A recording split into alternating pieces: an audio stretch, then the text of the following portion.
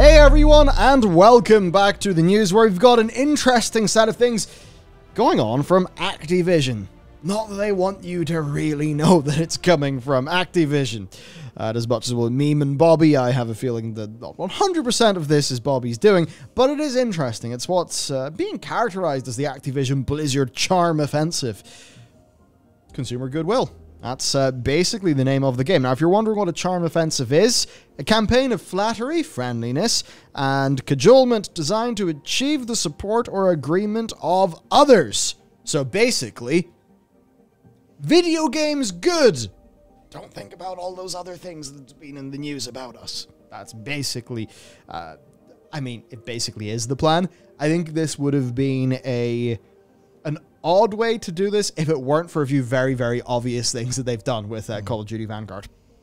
So it's been quite the thing. We've got some Vanguard announcements that are good. We've got Warzone stuff. We've got some good stuff for World of Warcraft, actually, and a good rumor. And then the big thing, they're hiding their own brand.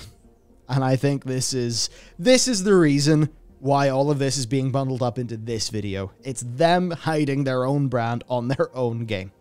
So first, we have a statement from Sledgehammer, who are the lead of Call of Duty Vanguard. When announcing, the dev team had to get their statement about the allegations out. So on behalf of Sledgehammer Games and all the teams supporting Call of Duty Vanguard, harassment of any kind goes against everything we stand for as a studio. Everyone, regardless of title, role, gender, orientation, ethnicity, should be treated with dignity, respect, and equality. While we cannot comment on the lawsuit, what I can say is that as a team, we are committed to making sure all team members feel safe, welcome, and respected. So please know, as we start our presentation, that these thoughts and actions are at the top of our minds and going forward. So basically, big statement about that, which absolutely is the right thing to do. I think a studio head probably would say and mean this stuff. We've got a lot more color on the Blizzard side of things. I think some of that's because the Blizzard employees are some of those who will feel the most betrayed, given, you look at Overwatch and you don't exactly see, oh, clearly it's a company with a bunch of issues that made that.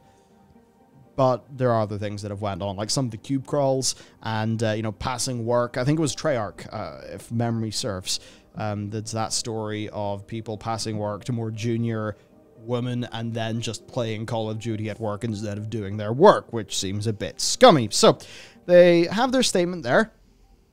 But here's the really interesting one, right? They've basically reduced the Activision branding on things, and they're really doing this whole Call of Duty as the platform thing, because it's not Activision Presents or a game published by Activision. No, it's Call of Duty Presents Call of Duty Vanguard. Now, here is Call of Duty Vanguard. Now, let's zoom in. I don't know about you, but that doesn't look like the Activision logo.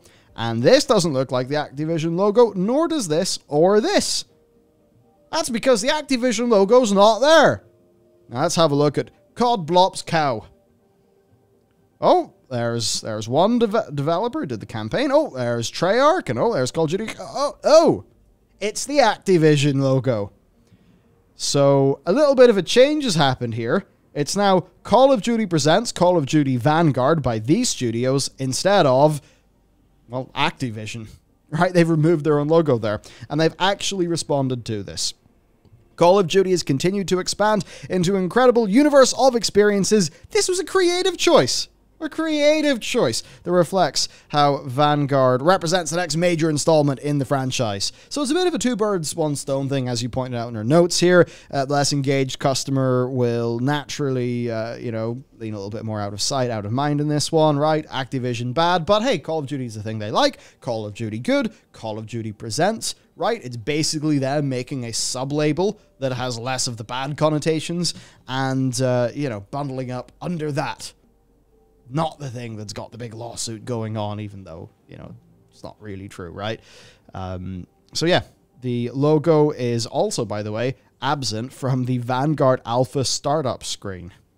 So a creative decision to highlight Call of Duty makes sense. I think the whole, Call of Duty Presents is a decent way of doing it. I mean, come on, we've got Ubisoft original, Netflix original, Call of Duty Presents, right? That's kind of the way that all of these companies are trying to make their stuff feel more exclusive and premium.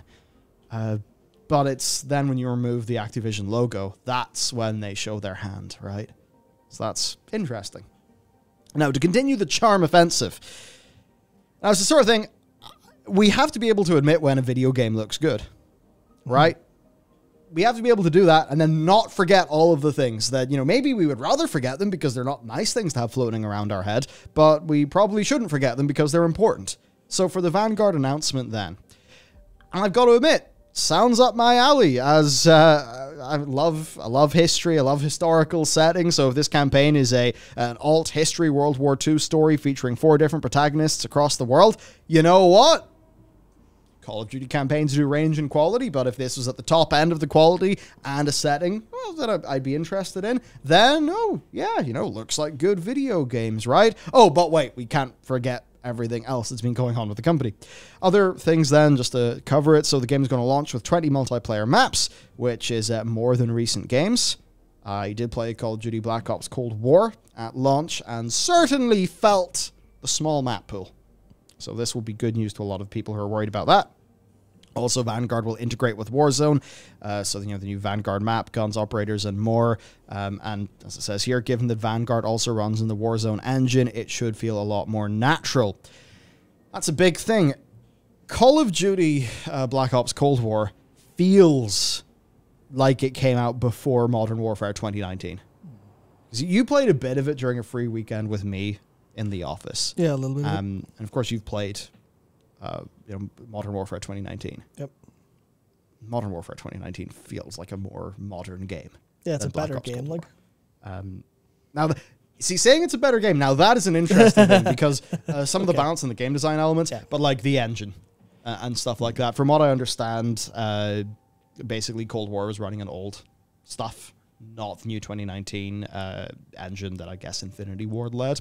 But now Vanguard is running in that engine. That's going to be another thing that some of the COD people will be very happy about. Now, there's people who are, of course, not really big fans of, I think a lot of people, the campiness and stuff in 2019, but I think most people would admit that the engine feels pretty great.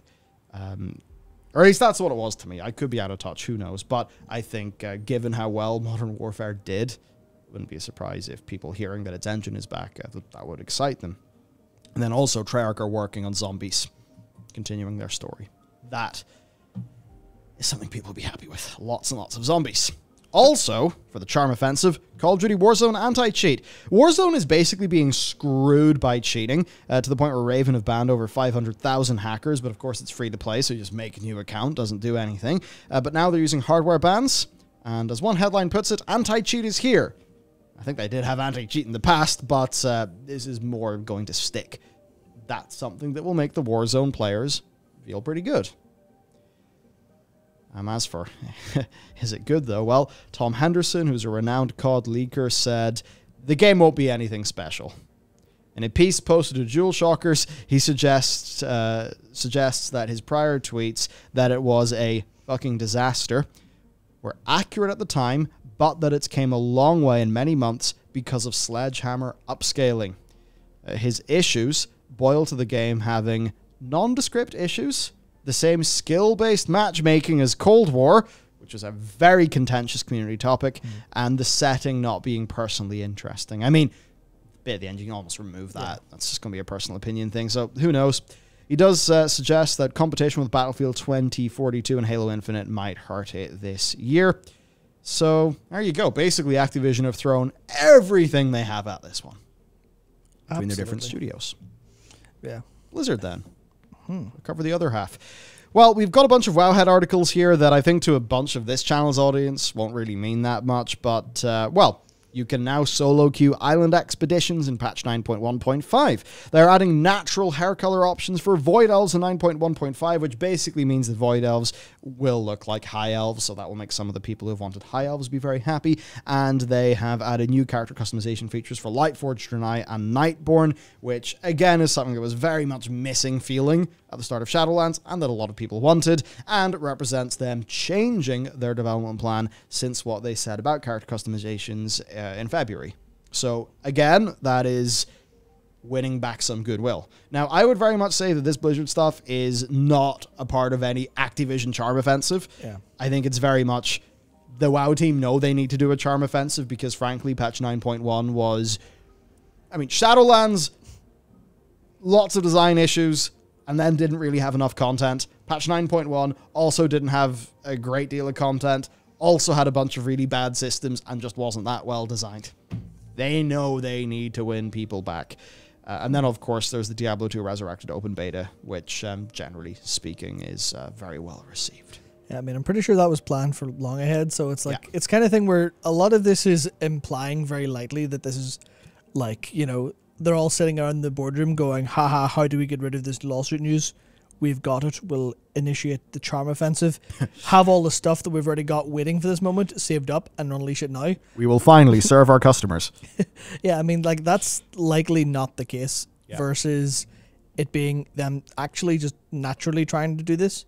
So it's less that Activision's like got a defined strategy and more that as consumers, it could be very easy to be won over by this because this is a lot of good news for Call of Duty fans. As far as I'm concerned, I'm not huge into the game, but talking to Colin and stuff, this stuff is all like very, very good. Yeah. It's really, really well received. The Blizzard stuff it's almost transparent because it's so much stuff. It's like, this is stuff we've been asking for. Why are you doing it now? Yeah. And it's like, it's easy to conflate either, you know, them wanting to recover 9.1 not being so well received or, you know, the issues that dropped at the same time lawsuit was. So it's hard to like give it specifically put blame on them, but it is happening. The headlines are now full of positive Activision Blizzard related news.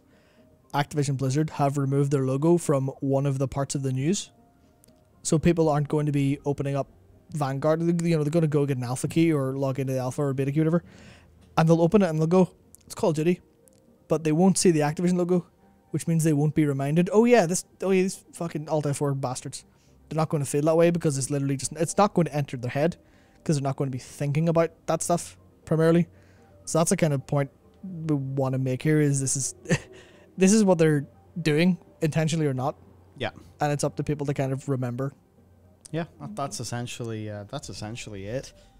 Yeah, you know, it's a pity that like a whole bunch of good video game news happens, but then we have to, you know, be like, oh, hey, context, remember, you know, this could be them doing a whole bunch of things to try to, you know, ram it through people. But there you go. Look, I think a lot of people are still going to play Call of Duty because Call of Duty as a fun experience is worth more to them than this whole situation. And in fairness, it's an interesting topic because to what degree is it the consumer's responsibility? And there's a very broad topic about like ethical consumption where it's like, I mean, have you ever had a Nestle product, right? Where you could say that in society, it's actually, you know, the consumer's like, is this a good deal for me? Like the whole consumer thing, making a purchase decision is, I think it's completely fair for that to be a very selfish decision. I think it should be.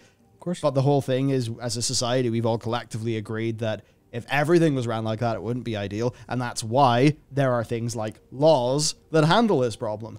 And the whole point, I think, is that the lawsuit is the thing that handles this problem and forces the company to do well. So I guess then it's like, where does that leave you as a Call of Duty player?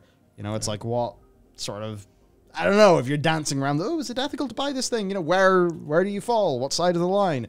It's going to be an individual decision for most people. It certainly is. I mean, certainly I'll feel better playing Halo than I will, you know, jumping super heavy into this. But if I'm super honest with myself, I was more excited about Halo anyway. Yeah. So I know that's a weak statement, but I think we have to deal with the reality here where, like, there's a reason why the Call of Duty Modern Warfare 2 PC boycott happens, and then, you know, that thing of the Steam group, because it's like, yeah, sure, there were no dedicated servers, but it turned out that was a bunch of people who actually did want to play some Call of Duty, and the new one looked good to them. And where do you lie in these things? Like, it's the hypocrisy. I think it's less those people playing it as the issue, it's the hypocrisy is the issue for that, you know, Modern Warfare 2 thing. And yeah, for this, I think you can be pretty against the company, but then because you know that the government is trying to solve the problem and, you know, is sort of blasting them, does that then mean it's okay? In the same way for people who would play League of Legends, you know, were they happy enough to let the government do their thing while they continue to play LoL, and perhaps their response is, well, they buy less cosmetics. I wonder, like, seriously, what are you going to do? What do you think about this? Yeah, I think that's a really, it's a really individual thing, because I wrestled with that all of like July and August, you know, because of World of Warcraft and stuff. But I think that the last point I want to bring up is how unfortunate it is that we have to say, you know, be wary of this as consumers, because there could be ulterior motives or ulterior, not even motives, but there could be an outcome that benefits bad people or bad intentions, when realistically Sledgehammer are like, we've made this great game, would you like it? We've worked really hard, would you like to play it? But then you have to go, but some of that money's funneling up to people we don't like. Shit. Yeah. So it does take the wind out of their sails, which is really sad that, you know, Vanguard's, there are articles about Vanguard that aren't, hey look, video game. It's, hey look, video game, but the bad people have removed their logo. What does this mean? Yeah. So it is very difficult and complicated to kind of think through, which is not what you want to deal with as a video game consumer. You want to just play video games, have fun. Like, I'd rather play games and not be fucking tired all the time, but that's just where we are. So I think to draw this one to a close, what do you think? What are you going to do, especially if you are a Call of Duty fan? Has the recent stuff changed your purchase decision making? And, you know, are you perhaps just comfortable if the game is good, play it and enjoy it, and then be happy in the knowledge that California is blasting? Does that make it okay for you? I seriously want to know. So let us know. That's it from me and you. Yeah, we'll see you guys next time.